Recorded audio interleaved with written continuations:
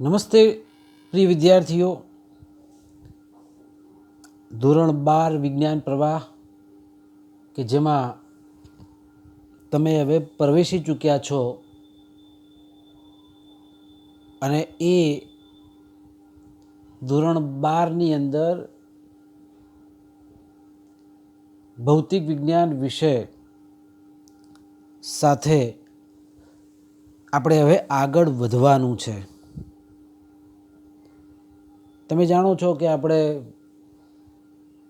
આ વૈશ્વિક મહામારીમાંથી પસાર થઈ રહ્યા છીએ.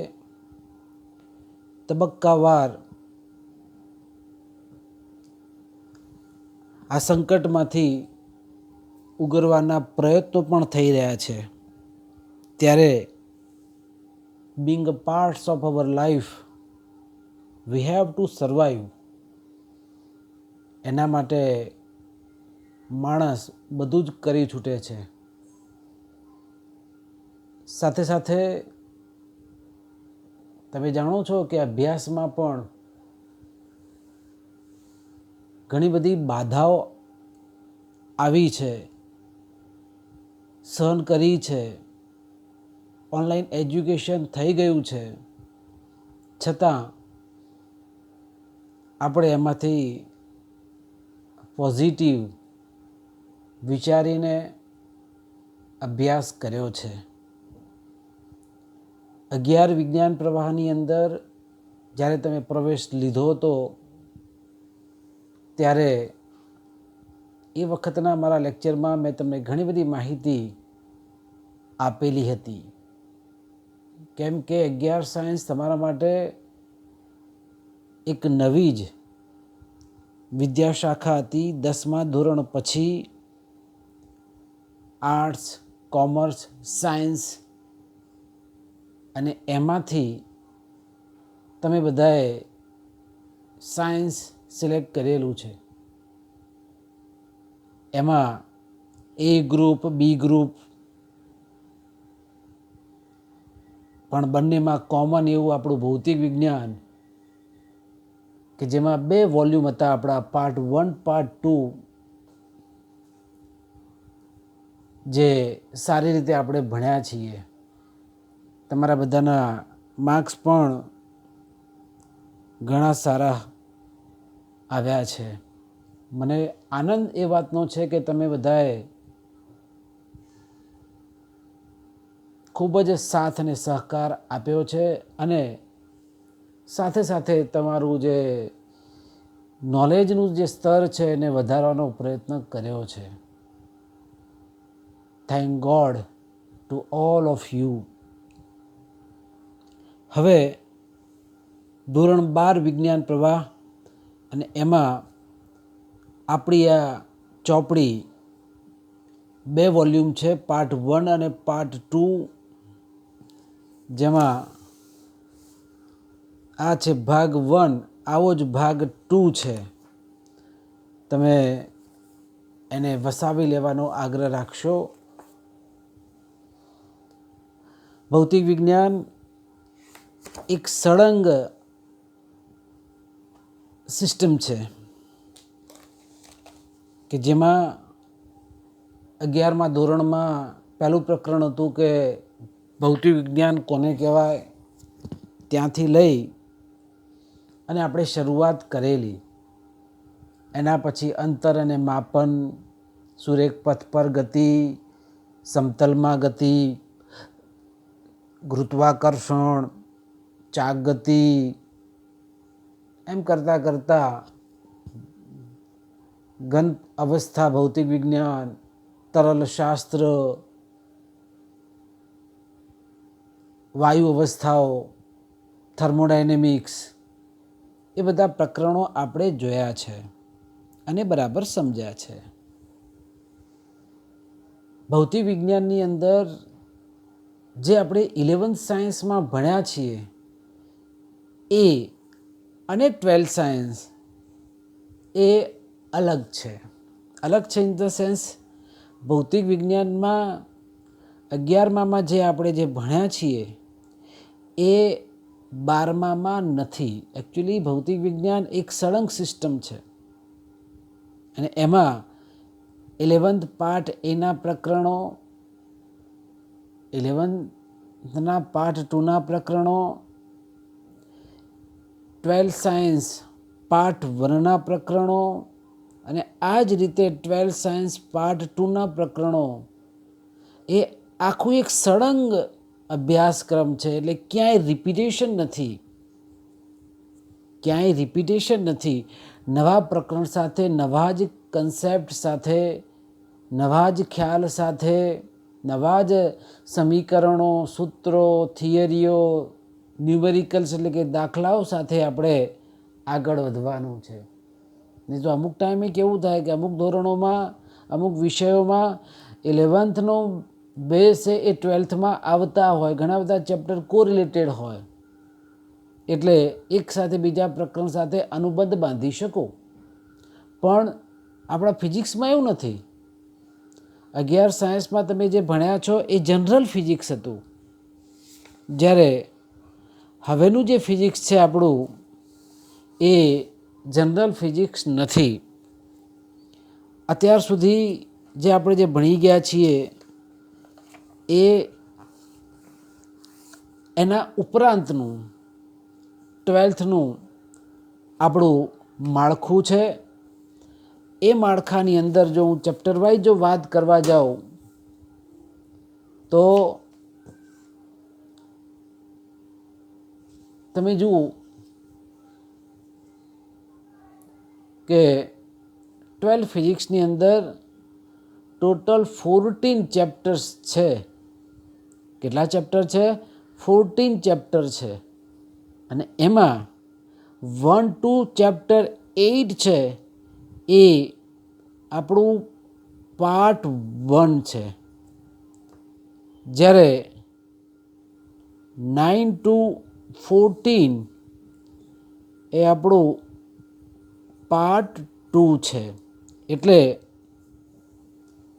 ફિઝિક્સની અંદર આપણે જરા ધીમે ધીમે એમને સમજતા જઈશું, કેમ કે 11th થી 12th આપણે જુદું પાડવાનું છે અને આપણે અભ્યાસ કરવાનો છે. એટલે ક્યાંય સમજવામાં કચાશ રાખવાની નથી, કેમ કે 11thનું એક પણ ચેપ્ટર આપણા આ 12th સાયન્સના ચેપ્ટરમાં કોઈ અનુબંધ જ નથી. એ જુદું હતું 11thનું ને 12thનું જુદું છે. એટલે ઘણા એવું માનતા હોય કે 11thનું 12thમાં થોડું ઘણું આવતું જ હોય ને, પણ ના, અહીંયા અલગ આખું ફિઝિક્સની અંદર માળખું છે. અલગ અલગ વિષયોમાં અલગ અલગ હોઈ શકે, જે તે સબ્જેક્ટિવ જે તમને માહિતી આપે. પાર્ટ 1ની અંદર 8 ચેપ્ટર અને પાર્ટ 2ની અંદર 7 ચેપ્ટર, 1, 2, 3, 4, 6 ચેપ્ટર. એટલે આ રીતે બે ભાગની અંદર આપણું ફિઝિક્સ વહેંચાયેલું છે. જૂના સિલેબસની અંદર 15મું ચેપ્ટર પણ હતું, પણ આ NCERTની બુકની અંદર એ ચેપ્ટર છે એ કાઢી દીધેલું છે. પ્રકરણ 1 કે જે વિદ્યુત ભારો અને ક્ષેત્રો, એટલે આ જે ચેપ્ટર છે એ વિદ્યુત ભાર રિલેટેડ છે. એકચ્યુઅલી 12 સાયન્સનું જે ફિઝિક્સ છે એમાં વિદ્યુત પ્રવાહ સાથે આપણે આગળ વધવાનું છે, ચુંબકીય ક્ષેત્ર સાથે આગળ વધવાનું છે અને કિરણ પ્રકાશ શાસ્ત્ર સાથે આગળ વધવાનું છે. સાથે સાથે ઇલેક્ટ્રોનિક્સનું એક ચેપ્ટર છે આપણું, ડિટેલમાં માહિતી આપીશ તમને. પહેલું પ્રકરણ છે વિદ્યુત ભારો અને ક્ષેત્રો, જે 11 સાયન્સમાં નહોતું, પણ 12 સાયન્સની અંદર પહેલું જ ચેપ્ટર છે કે વિદ્યુત ભાર કોને કહેવાય, એના સાથે સાથે વિદ્યુત ક્ષેત્રો કોને કહેવાય, એ રિલેટેડ આપણું આખું પ્રકરણ છે. સેકન્ડ ચેપ્ટર છે સ્થિત વિદ્યુત સ્થિતિમાન. વિદ્યુત ભાર છે તો એની આજુબાજુ એનું સ્થિતિમાન હોવાનું, તો એ સ્થિતિમાન અને એના સંદર્ભમાં જોવા મળતું કેપેસિટન્સ, એના જુદા જુદા સૂત્રો, દાખલાઓ કેપેસિટન્સના જુદી જુદી સર્કિટ ડાયાગ્રામો આપણે જોઈશું. પહેલા બે પ્રકરણની અંદર વિદ્યુતભાર સ્થિર છે, પણ હવે એ વિદ્યુતભારને ગતિ કરાવીશું. અને જો વિદ્યુતભારને ગતિ કરાવીશું તો એમાંથી મળે છે તે વિદ્યુતભાર જેને આપણે વિદ્યુત પ્રવાહ કહીશું. માટે પહેલું અને બીજું ચેપ્ટર એમાં વિદ્યુતભાર સ્થિર છે, જ્યારે ત્રીજા ચેપ્ટરમાં વિદ્યુતભારને જો ગતિ કરાવીએ તો મળતી અસર એટલે કે વિદ્યુત પ્રવાહ, જે પ્રવાહ વિદ્યુતના નામથી આપણું ત્રીજું પ્રકરણ છે. ચોથા ચેપ્ટરની અંદર આ ગતિમાન વિદ્યુતભારો જ્યારે પસાર થતા હોય ત્યારે એની આજુબાજુ ચુંબકીય ક્ષેત્ર પણ સંકળાયેલું છે. વિદ્યુત પ્રવાહ છે તો ચુંબકીય ક્ષેત્ર છે, ચુંબકીય ક્ષેત્ર છે તો વિદ્યુત પ્રવાહ આપણે જનરેટ કરી શકીએ છીએ. તો વિદ્યુત ડાયનેમોનો સિદ્ધાંત, વિદ્યુત મોટરનો સિદ્ધાંત, જનરેટરના સિદ્ધાંતો એ અહીંયા કાર્ય કરે છે. એના પછીનું પાંચમું ચેપ્ટર છે મેગ્નેટિઝમ. એટલે જો જ્યારે પ્રથમ ત્રણ ચેપ્ટર તો પ્યોર વિદ્યુતભાર રિલેટેડ છે, ચોથામાં વિદ્યુતભારને થોડી ગતિ કરાવીશું ને ચુંબકત્વની અસરના સંદર્ભમાં છે. પાંચમું ચેપ્ટર છે એટલે પ્યોરલી મેગ્નેટિઝમ, ચુંબક કઈ રીતે બને છે, કયા પ્રકારના ચુંબક, ચુંબકીય ક્ષેત્ર કઈ રીતે વર્તે, એના ઉપર લાગતું બળ કેટલું, એ રિલેટેડ ચેપ્ટર ચુંબકત્વની દ્રવ્ય. એના પછી છઠ્ઠું ચેપ્ટર છે વિદ્યુત ચુંબકીય પ્રેરણ, એટલે કે કઈ રીતે વિદ્યુત ચુંબકીય અસરના સંદર્ભમાં વિદ્યુત પ્રવાહ આપણે જનરેટ કરી શકીએ છીએ. એને પ્રેરણ થાય છે, એમાં આત્મપ્રેરણ આવશે, અન્યોન્ય પ્રેરણ આવશે, ઇન્ડક્ટર ગૂંચળાની વાત આવશે. એ આપણું છઠ્ઠું ચેપ્ટર. સાતમું ચેપ્ટર છે પ્રત્યાવર્તી પ્રવાહ, જેને આપણે એસી પ્રવાહ પણ કહીએ છીએ. આપણા ઘરની અંદર આવે છે એ પ્રવાહ કયો છે? એસી પ્રવાહ છે. પણ ઘડિયાળમાં વપરાતો પાવર એ કેવો છે? ડીસી પ્રવાહ છે, ડાયરેક્ટ કરંટ જેને કહેવાય.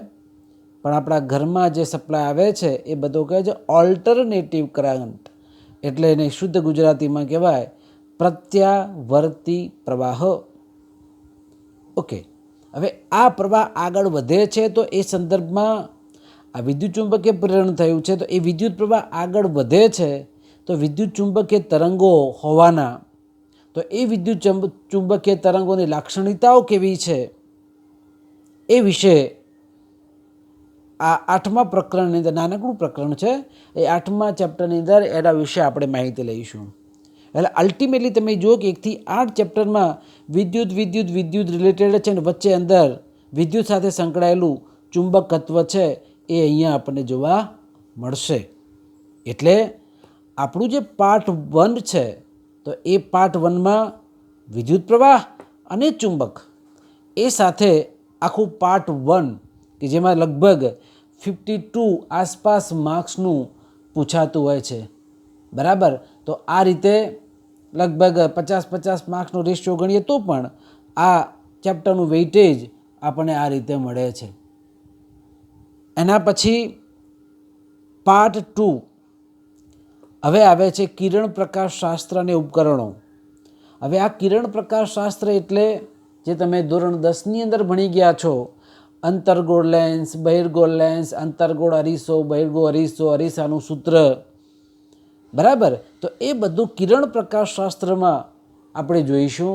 એમાં વક્રી ભવનાંક કેટલો હોય અને એ પ્રિઝમના વક્રી ભવનાંકનું સૂત્રની બધી માહિતી આપણે કિરણ પ્રકાશ શાસ્ત્રની અંદર જોવાની છે. તો આમાં પ્યોરલી ઓપ્ટિક્સ જેને કહેવાય, આ ચેપ્ટર છે ઓપ્ટિક્સના છે, પ્રકાશશાસ્ત્ર એટલે ઓપ્ટિક્સ. હું જ્યારે ઓપ્ટિક્સ શબ્દ વાપરું એટલે સમજવાનું કે પ્રકાશશાસ્ત્ર રિલેટેડ પ્રકરણ છે આપણા. એના પછી સૂર્યમાંથી આવતો પ્રકાશ હોય કે બલ્બમાંથી આવતો પ્રકાશ છે, તો એ પ્રકાશ કયા સ્વરૂપમાં મળે છે જેને કહેવાય તરંગ પ્રકાશશાસ્ત્ર, અને કઈ રીતે આગળ વધે છે. એમાં 3 ઘટનાઓ છે કે જેમાં વિવર્તન, વ્યતિકરણ અને ધ્રુવીભવન. આ ત્રણ ઘટનાઓ વિવર્તન, વ્યતિકરણ અને ધ્રુવીભવન કે જે આપણે તરંગ પ્રકાશ શાસ્ત્રની અંદર આપણે જોવાનું છે. કઈ ત્રણ ઘટનાઓ કીધી મેં? વિવર્તન, વ્યતિકરણ અને ધ્રુવીભવન. તો એ તરંગ પ્રકાશ શાસ્ત્રમાં છે. એના પછી વિકિરણ અને દ્રવ્યની દ્વૈત પ્રકૃતિ. વિકિરણ કઈ રીતે આગળ વધે છે, એ કણ તરીકે ક્યારે વર્તે અને એમાં જુદી જુદી સંકલ્પનાઓ છે એ વિશે 11મું પ્રકરણ. 12મું પ્રકરણ છે પરમાણુઓ. તમે જાણો છો કે દરેક પદાર્થ અણુનો બનેલો છે અને અણુઓ શાના બનેલા છે? પરમાણુઓના બનેલા છે. અને એ પરમાણુમાં શું છે? ન્યુક્લિયસ છે. એની અંદર પ્રોટોન અને ન્યુટ્રોન છે. 12 કક્ષામાં ઇલેક્ટ્રોન ફરી રહ્યા છે.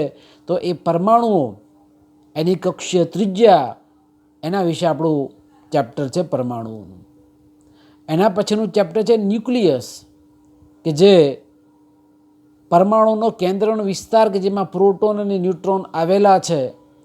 તાપ ન્યુક્લિયસ સંલયન પ્રક્રિયા કઈ રીતે ઉત્પન્ન થાય છે, અણુ બોમ્બ, પરમાણુ બોમ્બમાં સિદ્ધાંત કયો જોવા મળે છે, બરાબર, રેડિયો એક્ટિવ ઉત્સર્જન કોને કહેવાય, એ બધી માહિતી આ ન્યુક્લિયસવાળા ચેપ્ટરમાં આપણે જોઈશું. તો પરમાણુ એટલે આજુબાજુ બહારનો ભાગ આવશે. આપણે એની અંદર ન્યુક્લિયસ એટલે તમે વિચારો કે આ આપણું પરમાણુ છે, તો આ પરમાણુનું ચેપ્ટર છે 12મું ને એની અંદર ઘૂસવાનું છે. આ આપણું પ્રકરણ 13મું. તો આ પ્રકરણ 12 થયું. ત્યારે આ પ્રકરણ ન્યુક્લિયસવાળું 13મું પ્રકરણ. ક્લિયર? 14મું પ્રકરણ છેલ્લું, કે જેમાં સેમિકન્ડક્ટર મટીરિયલ ઇલેક્ટ્રોનિક્સવાળું ચેપ્ટર છે, કે જેમાં પીએન જંક્શન ડાયોડ કોને કહેવાય, જેનર ડાયોડ કોને કહેવાય, ટ્રાન્ઝિસ્ટર કોને કહેવાય, રેક્ટિફાયર કોને કહેવાય, રેક્ટિફિકેશન કોને કહેવાય, અર્ધતરંગ રેક્ટિફાયર, પૂર્વતરંગ રેક્ટિફાયર, એ બધી માહિતી આમાં આપણે જોઈશું. સાથે સાથે આમાં લોજિક ગેટ અને એ લોજિક ગેટની અંદર OR gate, AND gate, NAND gate, NOR gate, આવા જુદા જુદા ગેટ અને એના મદદથી ઇલેક્ટ્રોનિક્સ ઉપકરણો કઈ રીતે બનાવવામાં આવે છે. દરેકે દરેક ઇલેક્ટ્રોનિક્સ ઉપકરણો જે આપણે આ 14મા પ્રકરણની અંદર ભણીશું. એટલે અહીંયા 12 ફિઝિક્સની અંદર મેં તમને સળંગ 14 ચેપ્ટર વિશે થોડી ઘણી માહિતી આપી. આ એક પણ ચેપ્ટર આપણું 11 સાયન્સમાં નહોતું. હા, તમારે થોડુંક વધારે ઇન્ફોર્મેશન માટે 8મા ધોરણમાં ઓમનો નિયમવાળું ચેપ્ટર આવે છે. તો જો પુસ્તક જો આજુબાજુ ક્યાંય કોઈની પાસે હોય તો એ તમારે વાંચી લેવાનું, કે જેથી તમારો કન્સેપ્ટ વધારે ક્લિયર થશે. સાથે સાથે કિરણ પ્રકાશ શાસ્ત્રના ઉપકરણોમાં ધોરણ 10ની અંદર આવે છે ચેપ્ટરો, એ લેન્સવાળા ચેપ્ટરો, અરીસાનું સૂત્રવાળા ચેપ્ટરો તમારે જોઈ જવાના, જેથી થોડો કન્સેપ્ટ વધારે ક્લિયર થાય. પણ ખાસ તો ધોરણ 9 એનું જે વિજ્ઞાન જે છે તમે ભણી ચૂક્યા છો, એ જો મળતું હોય તો એમાં ઘણા બધા કન્સેપ્ટ અહીંયા આવરી લે છે શરૂઆતમાં, કે જેમાં જમણા હાથનો નિયમ, ડાબા હાથનો નિયમ, સોલેનોઇડ, એ થોડી ઘણી માહિતી છે 9મા ધોરણની અંદર. એટલે એ જો તમારી પાસે આજુબાજુ હતા અવેલેબલ હોય પુસ્તક, તો એમાં ફિઝિક્સના પુસ્તકોનો જે પાર્ટ છે એ જરા નજર નાખી દેજો, જેથી કરીને સમજવામાં વધુ સરળ બને. ક્લિયર?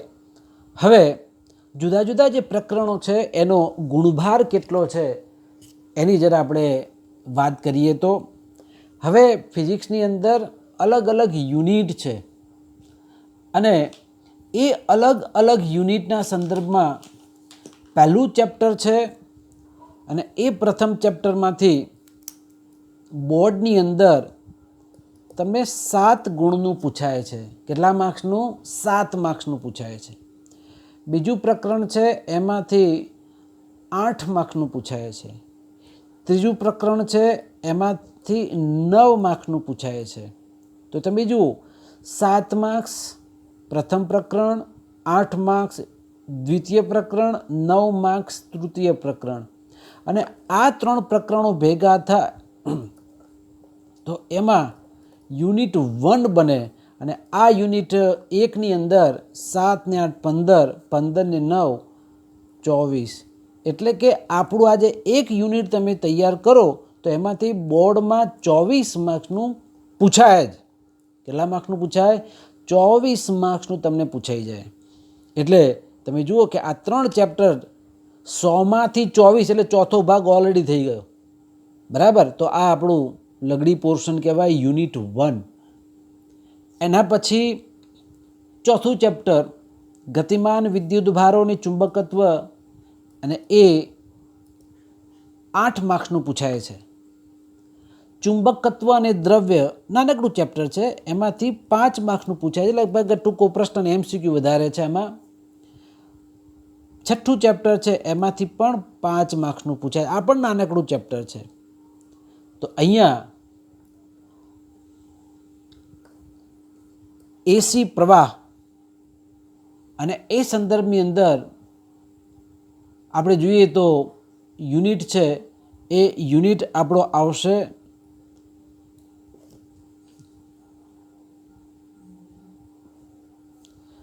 પ્રત્યાવર્તી પ્રવાહ, અને એ 8 માર્ક્સનું આપણું ચેપ્ટર. એના પછી વિદ્યુત ચુંબકીય તરંગો, એ આપણું 5 ગુણનું ચેપ્ટર છે. આ રીતે જુદા જુદા ચેપ્ટરો સાથે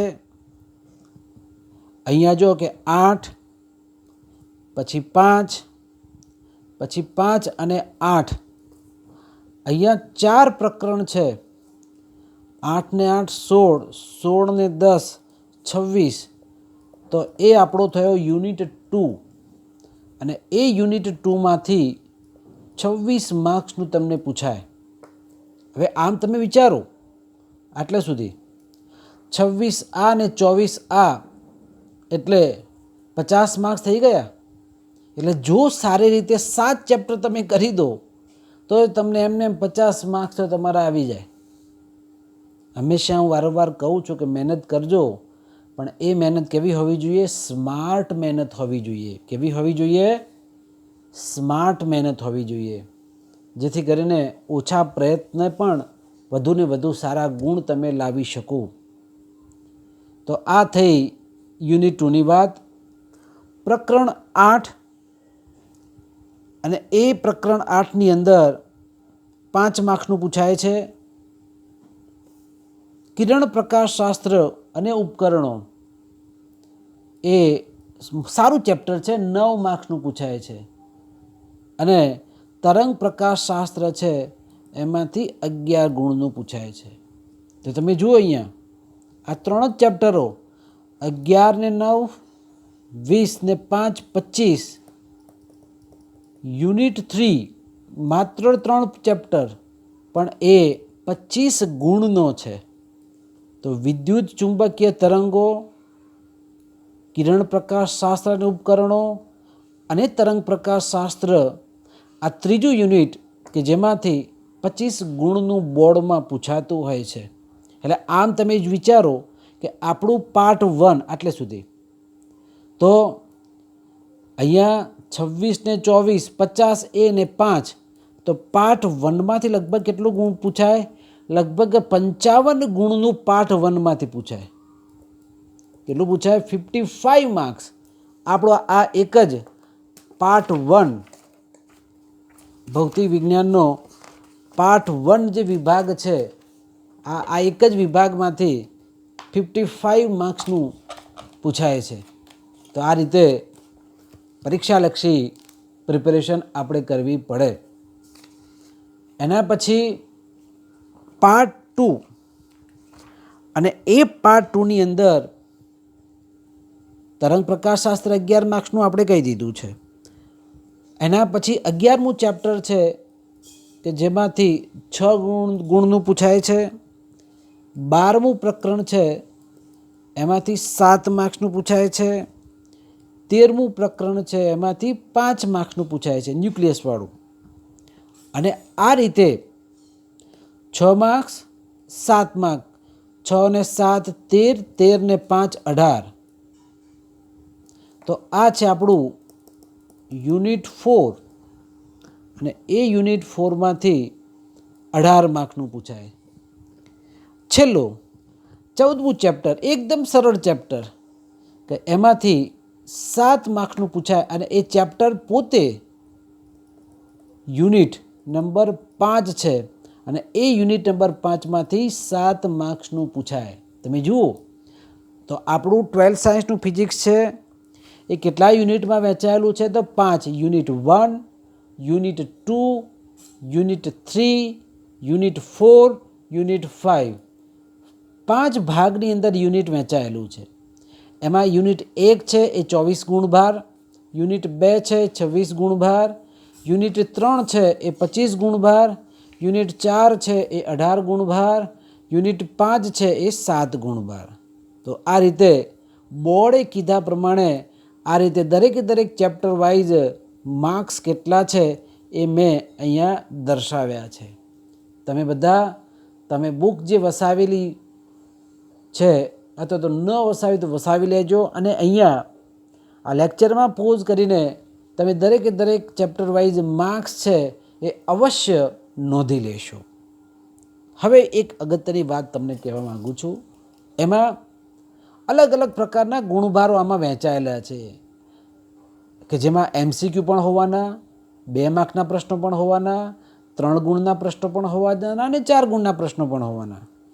પણ યુનિટ વાઇઝ કોઈ સેમ્પલ પેપરમાં એવું છે કે આમાંથી 3 માર્કનો પ્રશ્ન છે અને કોઈ સાલ એવું કે જો આમાંથી 2 માર્કનો પ્રશ્ન પૂછ્યો છે એની જગ્યાએ આમાંથી 2 માર્ક્સનો પ્રશ્ન પૂછાય અને આમાંથી 3 ગુણનો પ્રશ્ન પૂછાઈ શકાય. એટલે યુનિટની અંદર ક્યાંક ક્વેશ્ચન છે એ ક્વેશ્ચન બદલાય પણ આખા યુનિટમાં તો 24 ગુણ જળવાઈ જ રહે.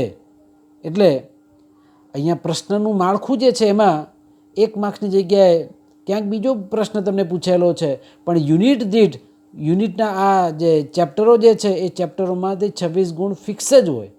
યુનિટ 3 છે એમાં 25 ગુણ ફિક્સ જ હોય. અંદર 2-3 ઓપ્શન પણ આવે, અથવાના પ્રશ્નો પણ આવે. યુનિટ 4 છે એમાં 18 ગુણના પ્રશ્નો છે.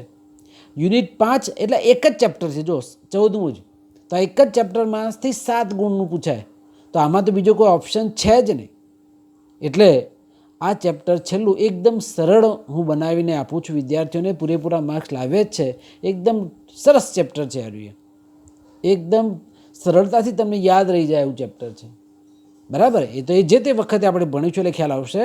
તો આ રીતે 5 યુનિટની અંદર આપણું માળખું છે એ માળખું જોવા મળે. તો ડિયર સ્ટુડન્ટ્સ, અહીંયા 12th સાયન્સના ફિઝિક્સની અંદર ચેપ્ટર વાઇઝ ગુણભાર આપણે અહીંયા દર્શાવ્યો. બીજી એક ઇન્ફોર્મેશન તમને એ પણ આપી દઉં કે 11 સાયન્સમાં તમે જુઓ કે માળખું જુદું પ્રશ્નપત્રનું, જ્યારે 12th સાયન્સમાં માળખું આખું બદલાઈ જાય છે. તમે જાણો છો કે 100 ગુણનું જે પ્રશ્નપત્ર હોવાનું અને એ 100 ગુણના પ્રશ્નપત્રની અંદર 50 ગુણ છે એ MCQ હોવાના અને 50 ગુણ છે કે જેમાં 2 ગુણ, 3 ગુણ અને 4 ગુણના પ્રશ્નો હોવાના.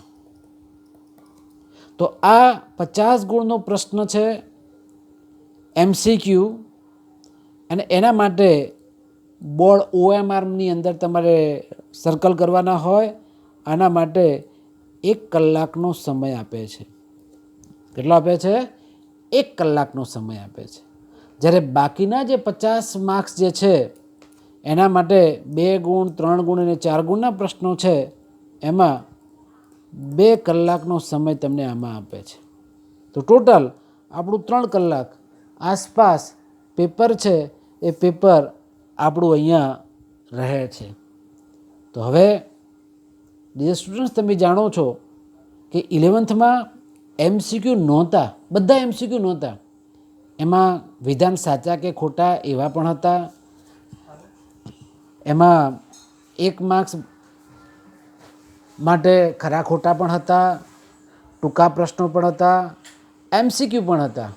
પણ હવે અહીંયા પ્યોરલી MCQ છે 1 માર્ક્સના.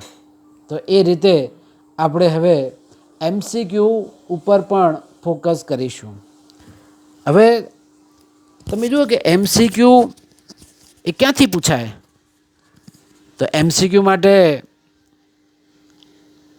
ટેક્સ્ટબુકના જ ક્વેશ્ચનો, ટેક્સ્ટબુક જો પ્રોપર જો તમે કરશો તો એમાંથી જ ઉદાહરણના પ્રશ્નો છે, સ્વાધ્યાયના પ્રશ્નો છે, અને એ રિલેટેડ MCQ તમને મળી રહેશે. સાથે સાથે સબ્જેક્ટિવની અંદર નાની નાની માહિતીઓ હોય, એકમો હોય, પારિમાણિક સૂત્રો હોય, બરાબર. તો એ રિલેટેડ આપણે 50 ગુણના MCQ તૈયાર કરવાના રહેશે.